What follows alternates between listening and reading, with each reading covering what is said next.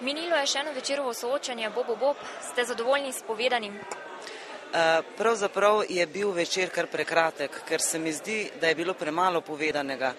Povedati bi bilo še marsikaj, ker problemov, ki jih je potrebno v državi rešiti, je veliko. Lotili smo se pa morda 2 ali 3. Ja, zelo zadovoljen, prijetni sogovorniki, prijetne teme.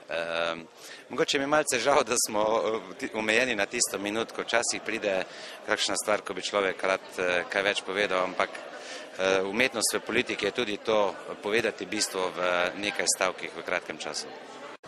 Zadovoljna sem z današnjim večerom in res me tudi veseli, da se je časopisna hiša Večer zamislila taka soočanja. S tem namreč Sloveniji pokažemo, da politike ne vodijo zgolj predsedniki strank, ampak da se demokratično oblikujejo znotraj stranke in tudi v širših razpravah. In prav je, da nas ljudje spoznajo. Ja, sem zadovoljena, ne vem, če smo ravno vse Bobe prav našli, ker z Bobom je problema, ne vse manj ga je. Mislim pa, da smo nekatere stvari, ki se nanašajo predvsem na kvaliteto življenja, na razvoj teh štajerskih krajev, te naše pokrajine in seveda predvsem, da smo upozorili ali pa smo se celo zavezovali k stvarem, ki jih bomo, ko bomo izvoljeni, uresničevali v državnem zboru, da bomo Slovenijo kot državo in pa tudi posamezne njene pokrajine, predvsem pa ljudi seveda vodili odgovorno, verodostojno, predvsem pa tako, da bodo kvalitetneje živeli bolj sproščeno in bolj prijazno.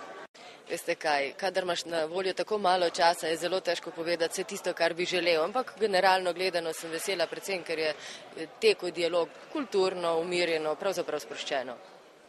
Ja, jaz sem zadovoljen s povedanim. Jaz mislim, da je bilo to soočanje zanimivo, da smo povedali zanimive stvari, dobre stvari in prepričan sem, da bomo marsikaj od tega, kar smo tu povedali in tudi kar sem od drugih slišal, da bom lahko uresničil kot poslanec Državnega zbora v naslednjem mandatu. Ja, zelo sem zadovoljna, ker smo pač imeli možnost povedati, kako se bomo borili za dobro Slovenijo v naslednjih 4 letih.